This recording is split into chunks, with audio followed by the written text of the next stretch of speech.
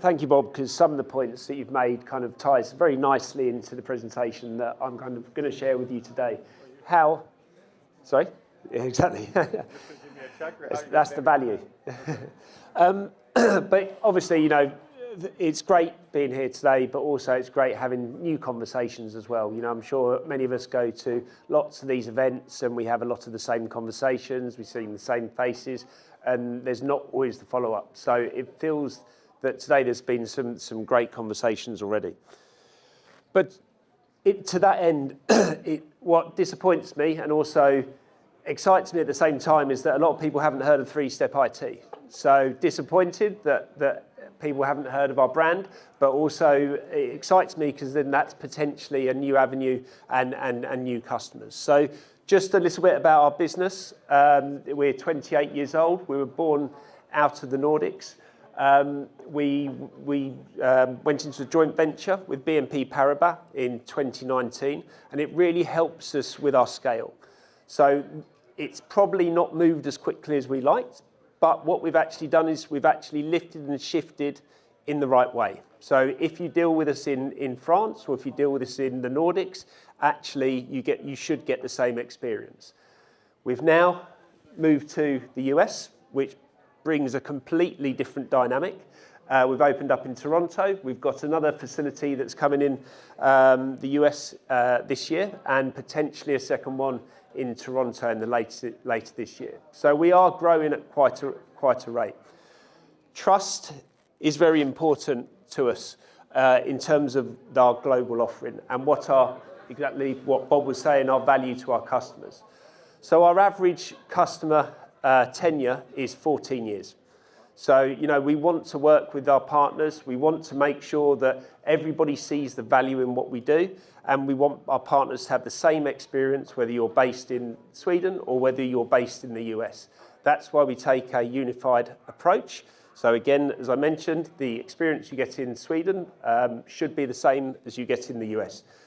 Some things are a little bit different with product sets and what we do, but actually that's really important to us. And then trust, you know, not just for us as a business, but, you know, I'm seeing more in the market where people want to work with trusted partners. You know, maybe gone are the days a little bit of where there's a quick dollar or a quick euro to be made. People want that sustainable business to work with. So we're having a lot more partners, and I know, speaking to some of you, that you are as well, where trust becomes even more important. So to Fergal's point around the grading, is the grading always going to be the same? Sometimes yes, sometimes no, when we have the human element, but obviously bringing in automation, then that again hopefully gives our partners and your partners the trust that actually the products come in the same way. Circularity, I mean, it's so important obviously to every one of us in what we do, but for us it's about the front end, the back end, and now even in the global economic that we're seeing at the moment, we're also seeing second-hand device rental spike, you know, because of the pressures on the first end. And again, talking to a few of you, I know that you're seeing that as well. So it's hugely important, not just for the whole life cycle, but now we're talking mid-cycle as well. So there's so many different dynamics. You know, we have to, as Bob said, we have to adapt, we have to move, but also we want to stick to what our core values are. And these are very important to us, but not also very important to yourselves.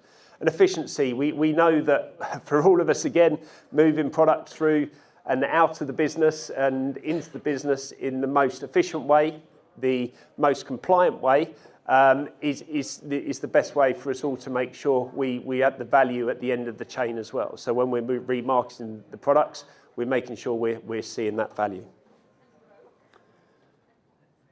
And again, you know, it's great to hear, you know, from Bob as well, it's not just about cost. You know, I don't think we'll ever be the cheapest, you know, but we will also make sure that we are working in the right way with our partners. Again, going back to our average tenure of 14 years, we want to build relationships. We want to build relationships that are going to last, that are sustainable, not just from what we're doing, but also actually will go the test of time as well. So that is very, very important in everything we do. And then, you know, we know that again, people have talked about it already, but the ITAD market is extremely fragmented. It's people have different ways of going to market. They have different sections that they want to focus at, and actually it's how do you bring all of that together? How does everybody have the same story? You know, again, with the grading, we know that that's a constant problem in many different geographies, but actually it's really important that the message is the same. So again, it's core to what we do, and I know again core to everyone else. And we're seeing the demand for true global players. You know, I don't think we're quite there yet, but we're making the steps to make sure we've got as much global coverage as possible. And that's becoming especially important to the hyperscalers, especially important to the vendors. We're seeing a different approach from a number of vendors in the last sort of 6 to 12 months, that they want to work with players who can cover much more of the globe, who can work locally but also work globally as well. So that's definitely a trend that we're also seeing as well. And again, it's the classic iceberg effect. You know, it's what you see and also the hidden risks, and again, what breaks that trust. So going back to the value, going back to the trust, and what we want to build with our partners, which what many of you want to build out in the market as well. There's costs. You know, lack of accountability, lack of transparency. Lack of transparency, where you know people will say it's a B and it turns up as a C, or it doesn't even turn up to how the products are told that they're going to be graded. So yes, obviously we all have a slightly different eye in this, but actually when it doesn't even turn up in the way that the company says it's going to be graded, then that starts to break down the trust, and that's can be obviously detrimental to all of us, detrimental to the market, detrimental to the confidence of the consumer or the partner. And that's even more important. And we're seeing that where businesses struggle with the hidden risks, then that's where they ultimately fall down.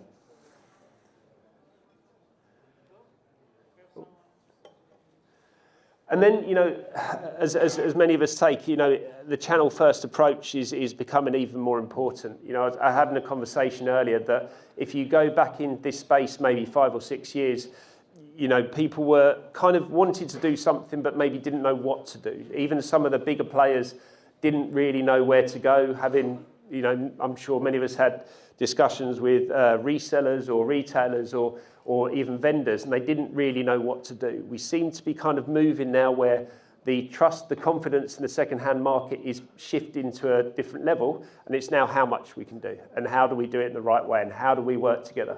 And you know, we know that 70% of the tech spending last year was within, you know, was within the channel, and it becomes even more important that we can't forget that within our space.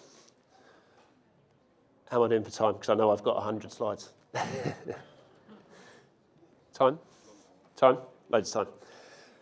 And then it's, you know, in terms of obviously e-waste, we know that that's a problem. We know that e-waste is a problem crossing borders. You know, it's still expected to only get worse. So, you know, it's so important, going back to, you know, one of our first slides, you know, we tried to give last year we gave 9 out of 10 devices a second life. So that becomes even more important, whether we can harvest parts or whether we can make sure that, you know, we're buying the right products at the right time to try and mitigate some of this, because it still will be a problem if we don't work together and we don't work with our partners to make sure we have the right solution.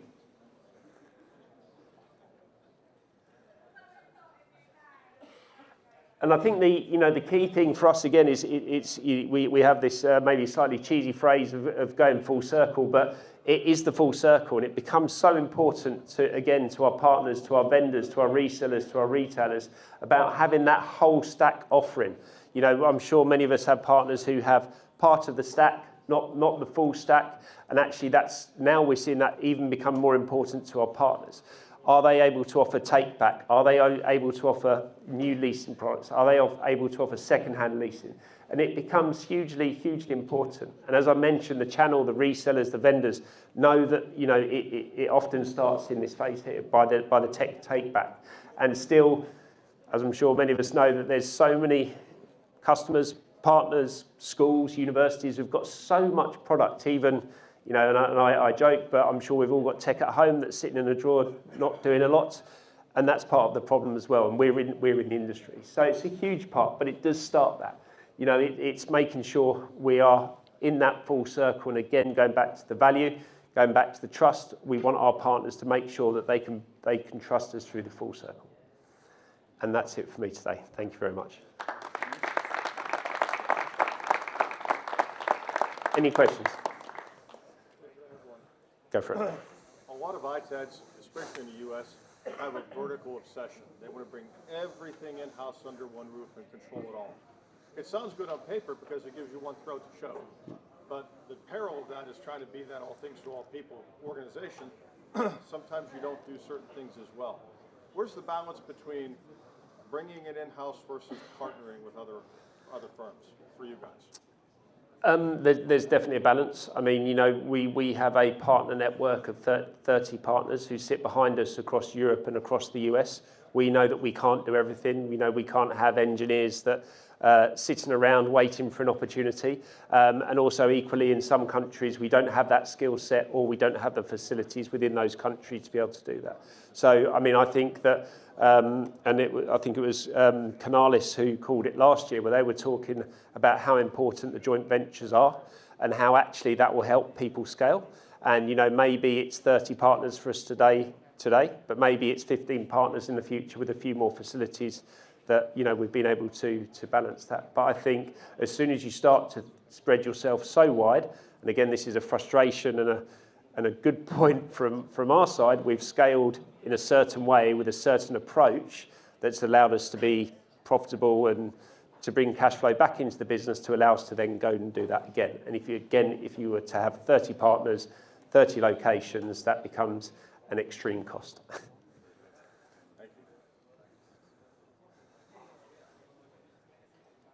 Excellent. Thank you very much. Cheers.